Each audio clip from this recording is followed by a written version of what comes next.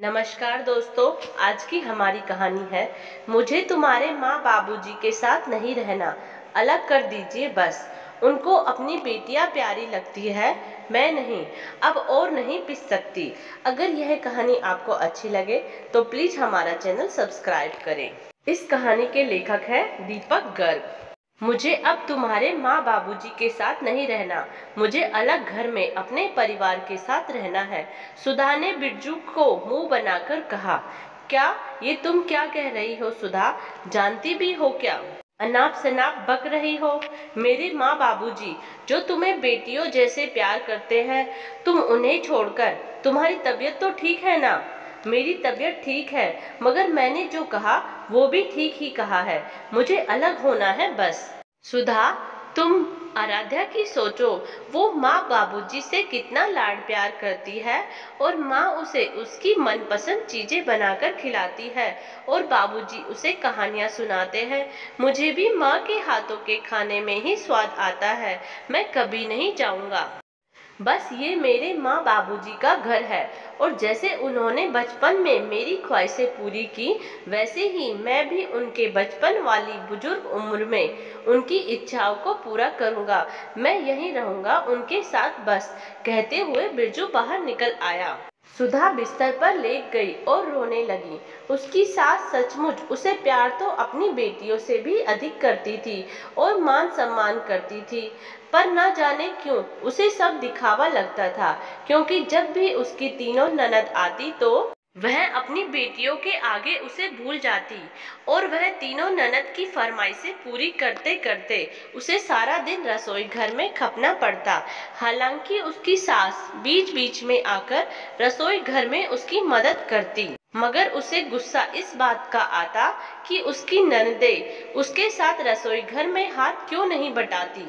इस पर जब भी वो नाराज होकर सास से कहती तो वह मुस्कुराकर कहती, बहू, तुम्हारी नंदे 4 दिन के लिए आती है, ये पराए घर की बेटियां हैं, इसीलिए उनका आदर भाव करना पड़ता है। लेकिन तुम तो मेरी वो बेटी हो जिसे मेरे साथ ही रहना है। बेटा, मेहमानों का आदर सत्कार करना हमारे बुजुर्गों ने हमें सिखाया है। कहते हैं ना, अतिथि देवो भव, तो बस उसकी सेवा करने से कैसी हिचकिचाहट। अच्छा, ये बहुत खूब कही आपने। वो सभी आकर मस्ती करती रहे और मैं काम में लगी रहूं नौकरानी की तरह। माफ कीजिए, ये मुझसे नहीं होगा। अच्छा, यदि ऐसा है तो बेटा, तुम भी 2-4 दिन के लिए अपने मायके मस्ती कर आया करो। मैंने कब मना किया, कहो। ये क्या बात हुई कि यह सब यहाँ आए और मैं मायके चली जाऊं? आप उन्हें भी तो कह सकती हो कि अब इसको आराम दो और कुछ वक्त तुम रसोई घर में लगो। लेकिन आप उनको काम नहीं बता सकती हो, क्योंकि वह आपकी बेटियां है और मैं बहू। बहू, मैंने कब तुम्हारे और उनके प्यार में फर्क किया, कहो।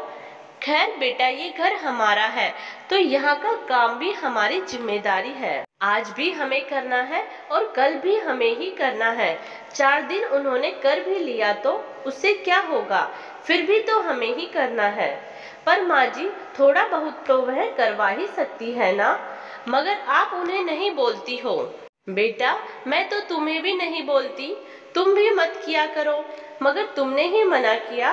तुम्हारे आने से पहले भी मैं ही करती थी। एक दूसरे को तर्क वितर्क करते हुए बात इतनी बढ़ी कि अलग चूल्हे करने पर आ गई।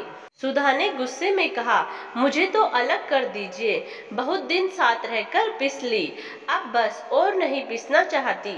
अलग? किससे अलग होना चाहती हो बेटा? तुम और तुम दोनों के साथ साथ तुम्हारी बेटी आराध्या को हम जान से ज्यादा प्यार करते हैं। बेटा, बड़े बुजुर्गों का होना, उनकी छाया का होना बेहद जरूरी होता है। मैं भी अपनी सास ससुर से कभी अलग नहीं हुई, आखिर समय तक उनके साथ रही। मुझे नहीं पता, या तो मुझे अलग कर दीजिए, वरना मैं खाना पीना सब छोड़ रही हूँ। अब अलग होकर ही कुछ खाऊंगी पीऊंगी, वरना यहाँ भूखे रहकर दम तोड़ दूंगी। आखिरकार माँ बाबूजी ने सुधा की जिद पर चूल्हे अलग करने का फैसला ले लिया, क्योंकि वह अपनी बहू भूखी प्यासी नहीं देख सकते थे। इसीलिए सुधा की जिद के आगे वह झुक गए। मगर बिरजू ने सुधा से कहा, तुम्हारी जिद अलग होने की है तो अलग रहो, मगर मैं और मेरी बेटी तो माँ के हाथ का ही खाना खाएंगे। 7-8 दिन तक घरों में 2-2 चूल्हे जले, बाकी सबका खाना तो माँ ने ही बनाया। लेकिन सुधा अपना बनाकर अलग खाती रही। चूल्हे अलग होने की बात लोगों से छिपाने का प्रयास करती रही, क्योंकि उन्हें लगता था कि देर सबेर सुधा मान जाएगी। लेकिन वह टस से मस नहीं हुई। अचानक एक रात सास को बुखार चढ़ गया और जो वो बिस्तर पर गई तो उठ नहीं सकी और सबसे सदा के लिए अलग होकर चली गई। आंगन में सुधा की सास का मृत शरीर पड़ा था। सुधा बिरजू के गले से लगकर विलाप करने लगी तो बिरजू ने चीखकर उसे अपने से अलग करते हुए कहा, अब किस लिए नाटक कर रही हो? तुम ही तो चाहती थी अलग रहना। कह रही थी माँ बाबूजी के साथ नहीं रहूंगी। देखो वो तो बिल्कुल ही अलग करके चली गई है। रहो अब सदा अलग। खुश होकर यहाँ महलों की रानी बनकर रह रही थी, अब धक्के खाना घर घर। मैंने ऐसे अलग होने का तो कभी सोचा ही नहीं था। प्लीज कोई मेरी माँ को ठीक करवा दो, हम उनके बिना नहीं रह सकते। वो मुझे बेटी की तरह प्यार करती है, वो मेरी माँ है। माँ, मैं उनका साथ रहना चाहती हूँ, उनके सच्चे प्यार का आभार प्रकट करना चाहती हूँ, अपनी गलती के लिए माफी मांगना चाहती हूँ। सुधा दौड़कर अपनी नंदों के गले लगकर रोने लगी थी। उन्होंने भी उसे खुद से अलग कर दिया। वो तड़पकर सास की ओर बढ़ी ही थी कि उसकी आंखें खुल गई। उठकर देखा तो वह पसीने पसीने थी, बिस्तर पर लेटी हुई। मतलब मैं सपना देख रही थी। उसने आंखें पर हाथ लगाया तो वह भीगी हुई थी। दीवार पर घड़ी देखी तो रात के 2 बजे हुए थे। वह उसी वक्त सास के कमरे की ओर दौड़ी और उनके पैरों को पकड़कर रोने लगी। माँ ने चौंक कर बिस्तर छोड़ा और देखा तो सुधा लगातार पैरों को पकड़े हुए अपनी गलती की क्षमा मांग रही थी।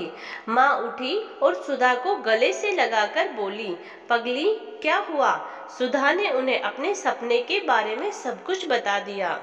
ये सुनकर वहां शोर सुनकर एकत्रित हुए घरवाले हंस पड़े। माँ बाबूजी बोले, बेटा सोचो सपने में भी अलग होने पर कितना दुख होता है। तो हकीकत में बेटा ये परिवार इसीलिए होते हैं क्योंकि साथ है तो हम हैं, वरना मैं तो कभी किसी की भी नहीं रहती। यहाँ तक कि लंकापति रावण की, जिसमें मैं थी कि मेरे पास सोने की नगरी है, मगर बेटा वो अहंकार में अकेला रह गया था। परिवार की अहमियत साथ होने से होती है। जी बाबूजी, आगे से ध्यान रखूंगी। बस आप मुझे अपने से अलग कभी मत कीजिएगा।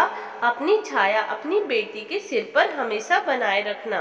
माँ बाबूजी ने सुधा को उठाकर सीने से लगा लिया।